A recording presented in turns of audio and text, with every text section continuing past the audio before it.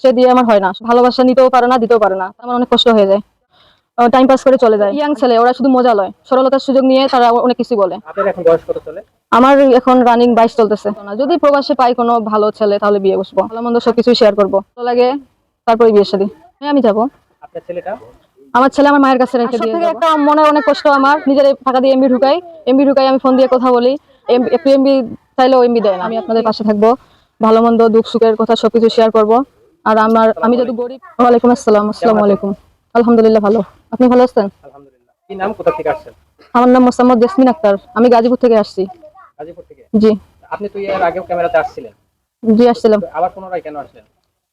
আসছি, যখন আসছিলাম তখন আমি সেরকম ভাবে সাহায্য সহযোগিতা পাই নাই, অনেক কষ্টে আসছি, এই জন্য আবারও আসছি ভিডিওর সামনে প্রবাসী ভাইদের কাছে কিছু সহযোগিতার জন্য।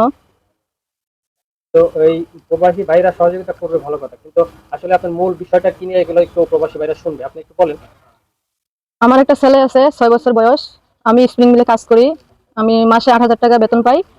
আর রুম ভাড়া 2,000, মানে সব মিলে 2500 টাকা দেওয়ার লাগে।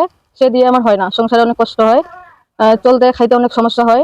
8,000 টাকা দিয়ে তো এখনকার যে বাজারের মূল্য বা অনেক কিছুর দাম বেশি, তাই 8,000 টাকা দিয়ে আমার হয় না। তো এই যে আপনার চাকরি করেন, আপনার চাকরি করা লাগে কেন? আপনার স্বামী কি হলো বা আপনার বাবা মা কি হলো, সেই কথাগুলো, পিছনের কথাগুলো একটু বলেন। আমার বাবা মা দেশে, আমি এনে গাজীপুরে কাজ করি স্প্রিং মিলে। আমরা 4 বোন, আমার ভাই নাই। আর আমার স্বামী অনেক আগে চলে গেছে, যখন আমার ছেলের বয়স 3 বছর। তখন থেকে আমি গাজীপুরে স্প্রিং মিলে কাজ করে খাই। চলে গেছে বলতে কি বোঝাইছেন?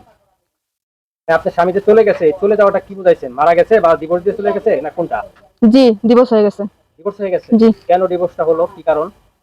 কারণ হচ্ছে সে অলস, কাজ করতে চায় না, আর সংসারে অনেক ঝামেলা বাঁধায়, সেজন্য আমি ডিভোর্স দিয়ে দিছি। কাজ করতো না, জি। এই জন্য আপনি ডিভোর্স দিয়ে দিচ্ছেন? জি। একটা মেয়ে কতক্ষণ না খেয়ে থাকতে পারে? একদিন না হয় না খেয়ে থাকতে পারবে, তো তারপরে দিন তো খাইতে হবে। পেটে তো খিদা মানবে না, বুঝছেন, পেট খাবে। এই জন্য যদি কাজ কামের কথা বলতাম, শুয়ে থাকতো। সে অলস, কাজ কামের কথা বললেই সে আমাকে মারধর করতো। এগুলো সবকিছুই মানে সহ্য করতে না পেরে আমি চলে আসছি ডিভোর্স দিয়ে। আপনি চলে আসছেন? জি। ডিভোর্স দেওয়া হয়েছে কত বছর যাবত? 3 বছর। 3 বছর? জি। 3 বছর হয়ে গেছে ডিভোর্স। আপনার একটি সন্তান আছে? হ্যাঁ, আমার ছেলে আছে একটা। ছেলেটার বয়স কত? 6 বছর। 6 বছর। তো এখন এখন কি আপনি চাকরি করতেছেন? হ্যাঁ, আমি এখন চাকরি করি। তো চাকরি করে কত টাকা বেতন পান? 8,000। এই 8,000 টাকা দিয়ে কি বাসা ভাড়া দিয়ে থাকতে হয়? বাসা ভাড়া 2500, আর খাওয়া দাওয়া দোকান বাকি সব মিলে দিয়ে আমার টাকা থাকে না, তখন আমার অনেক কষ্ট হয়ে যায়। তো এখন আপনি কি চাচ্ছেন আসলে? এখন আমি চাইতেছি প্রবাসী ভাইদের কাছে কিছু সাহায্য সহযোগিতা। তারা আমার পাশে থাকবে, আমিও তাদের পাশে থাকবো, ভালো মন্দ সবকিছু শেয়ার করব। পাশে থাকবেন বলতে আসলে কি বুঝাইছেন? কেমন পাশে থাকবেন? সহযোগিতা করবে ভালো কথা, কেমন পাশে থাকবেন? বিয়ে শাদী করতে চান নাকি শুধু গল্প গুজব করবেন, কোনটা? প্রথমত গল্প করব, তারপরে যদি ভালো লাগে তারপরে বিয়ে শাদী। প্রথমে কথাবার্তা বলে প্রেম করবেন, জি। প্রেমের মাধ্যমে যদি আপনার মনে বলে তাহলে তারপরে বিয়ে শাদী করব। জি। আপনার এখন বয়স কত চলে? আমার এখন রানিং 22 চলতেছে। 22 চলতেছে? জি। আপনি কিরকম বয়সের একটা ছেলে আপনি হলে আপনি বিয়ে শাদী? কিরকম বয়স বলতে 40-এর নিচে। 40 এর নিচে? জি। কারণ ইয়ং ছেলেদের কাছে তারা ভালোবাসা নিতেও পারে না, দিতেও পারে না, তারা শুধু টাইম পাস করে চলে যায়। আর যারা বয়স্ক, তারা একটু দুঃখ বুঝে, তারা সহযোগিতা করে।